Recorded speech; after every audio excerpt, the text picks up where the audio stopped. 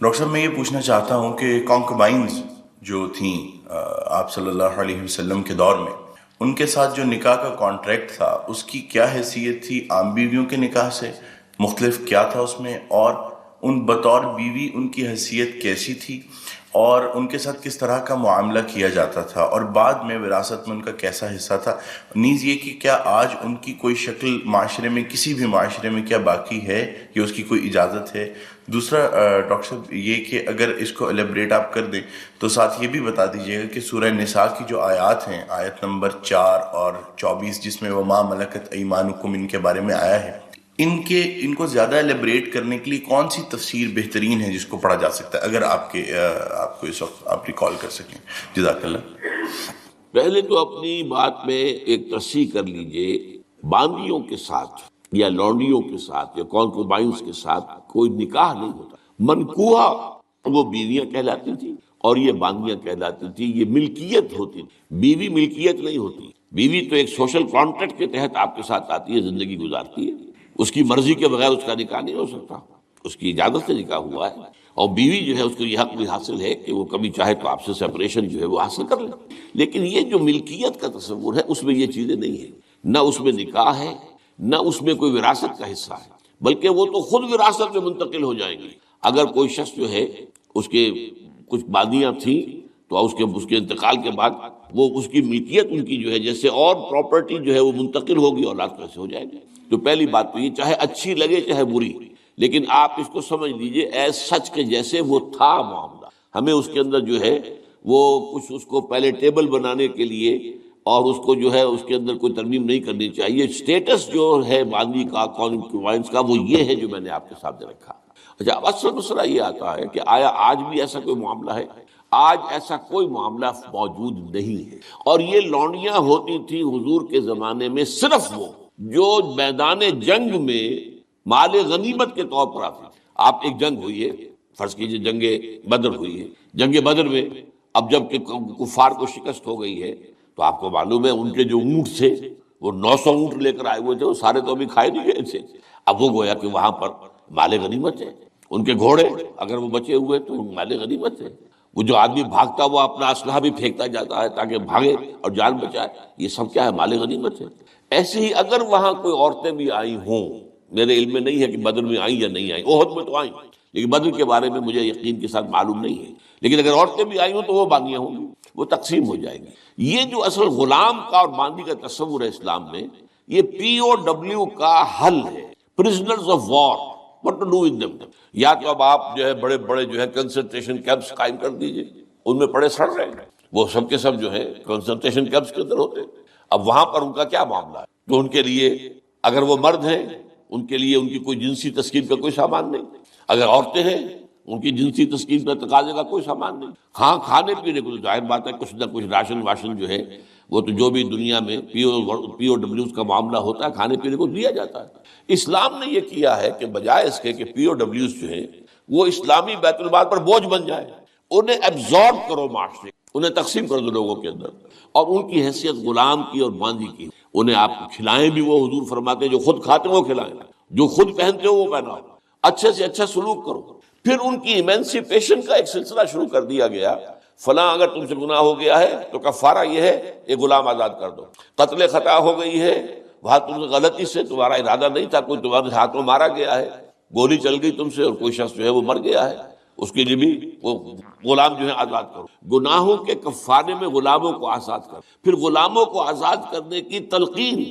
نصیحت، پرسویشن، یہ نیکی کا بہت بڑا کام ہے، غلام کو آزاد کرو۔ یہ ساری چیزیں جو ہیں اس کے ذریعے سے ایک دفعہ انہیں سوسائٹی میں جذب کرنے کے بعد وہ علیحدہ ایلیمنٹ نہیں رہے، اب سوسائٹی کا حصہ بن گئے، وہ ایک گھر کے اندر ہیں، وہاں رہتے ہیں، ان کے ساتھ جو ہے ان کے مالک ہیں، اور اسی طریقے سے ان کو رفتہ رفتہ ان کی ایمینسیپیشن کا بندوبست کیا اسلام نے۔ اور اس میں آپ کو معلوم ہونا چاہیے اس درجے ایمینسیپیشن ہوئی ہے کہ ایک وقت ایسا تھا عالم اسلام میں ساری حکومتیں غلاموں کی تھی۔ مڈل ایسٹ میں ممالک کی حکومت، مملوک کہتے ہیں اس کو کہ جو کسی کی ملکیت ہے، غلام ہے، ممالک بڑے بادشاہ ہوئے۔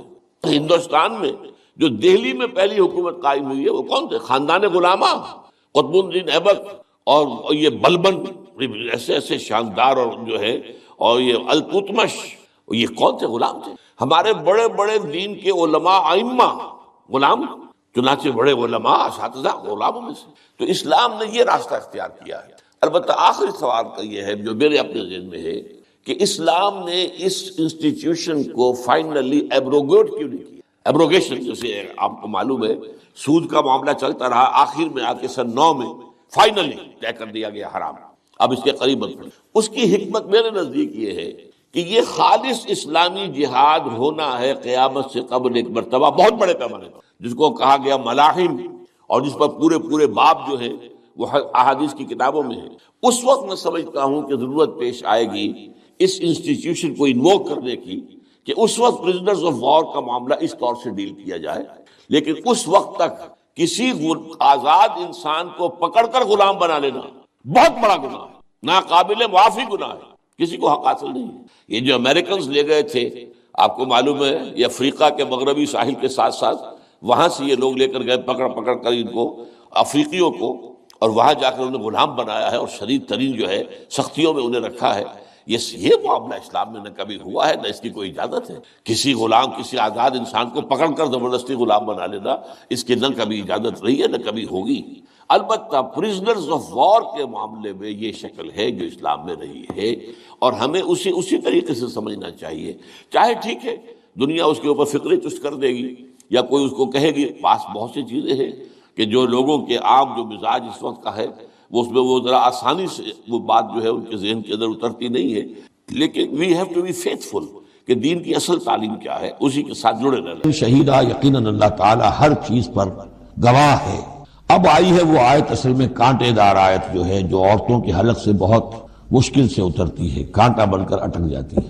الرجال قوامون علی النساء، یہ تمہید تھی ساری، ایک سورہ بقرہ میں تمہید آ چکی تھی، علیہن لہن مثل الذی علیہن بالمعروف وللرجال علیہن درجہ، یہ کہہ کے بات چھوڑ دی۔ آگے آئے لا تتمنوا ما فضل اللہ بعضهم علی بعض، اور مزید اس کے لیے ذہنی جو ہے تیاری کر دی۔ اب آ رہی ہے وہ چیز جو چبھنے والی چیز ہے۔ الرجال قوامون علی النساء، مرد عورتوں پر حاکم ہے۔ یہ میں ترجمہ زور دے کر رہا ہوں۔ یہ قامہ جو ہے، قامہ جب علا کے ساتھ آئے گا تو کچھ اور معنی ہوں گے، قامہ بے کے ساتھ آئے گا کچھ اور معنی ہوں گے۔ قامہ بے کسی شے کو قائم کرنا، کونوا قوامین بالقسط، اسی سورہ مبارکہ میں یہ آیت آ جائے گی، کونوا قوامین بالقسط، عدل کو قائم کرنے والے بن کر کھڑے ہو جاؤ۔ قامہ علا، کسی کے اوپر، سر پر مسلط ہونا، یہ ہے گویا کہ ایک درجہ حاکمیت ہے۔ گھر کے ادارے میں حاکم ہونے کی حیثیت مرد کو حاصل، سربراہ خاندان جو ہے وہ مرد ہے، عورت نہیں۔ عورت کو بہرحال اس کے ساتھ ایک وزیر کی حیثیت سے کام کرنا ہے، یہ ہے اس کا اصل رول۔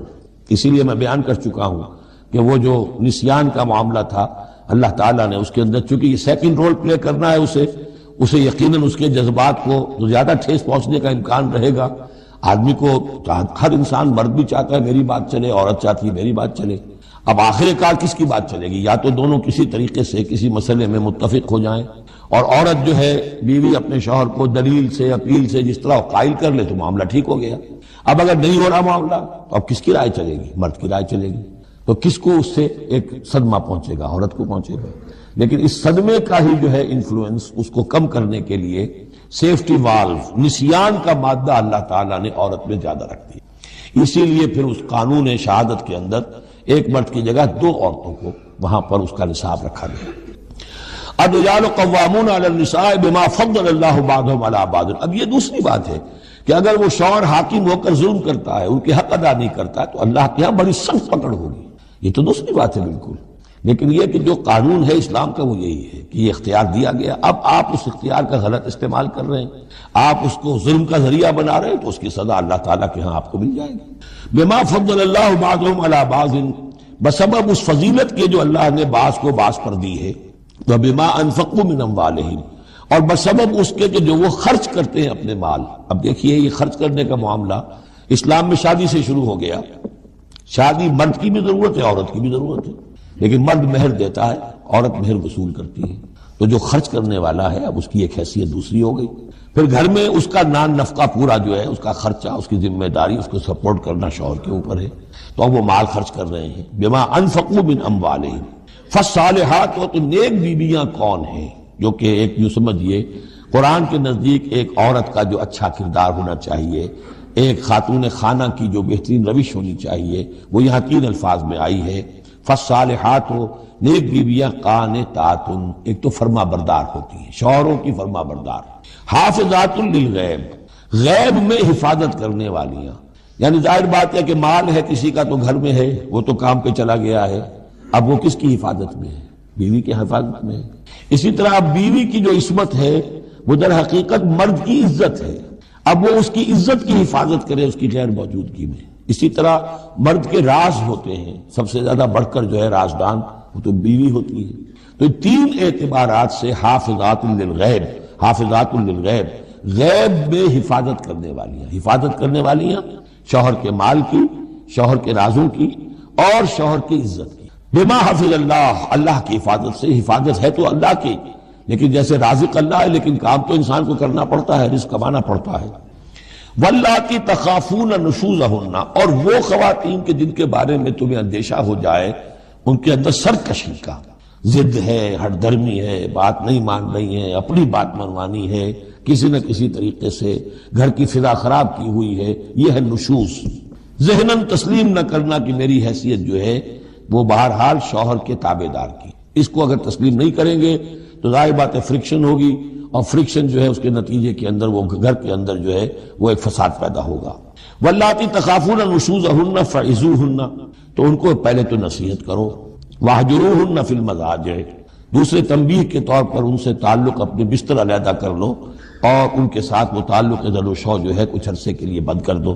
وَاضْرِبُوهُنَّ، اس پر بھی ٹھیک نہ ہو تو انہیں مارنے کی بھی اجازت ہے۔ اس میں حضور نے جو روکا ہے وہ یہ ہے کہ چہرے پر نہ مارا جائے اور کوئی ایسی مار نہ ہو جس کا مستقل نشان جسم پر پڑے۔ اب یہ چیزیں اللہ کا کلام ہے، اس کے اندر جو ہے کوئی ہمارے لیے کوئی جھجک نہیں ہے، معاشرتی زندگی کو ٹھیک رکھنے کے لیے اس کی ضرورت پیش آئے تو وہ بھی کرنی ہوتی۔ فَإِنْ أَطَعْنَكُمْ، پھر اگر وہ تمہاری اطاعت کریں، فَلَا تَبْغُوا عَلَيْهِنَّ سَبِيلًا، تو اب ان پر خامخواہ کی زیادتی کرنا، پچھلے غصے نکالنا، بار بار جو ہے وہ اپنے غصے کا اظہار کرنا، یہ بھی ٹھیک نہیں ہے۔ ان اللہ کان علیٰ کبیرہ، یقیناً اللہ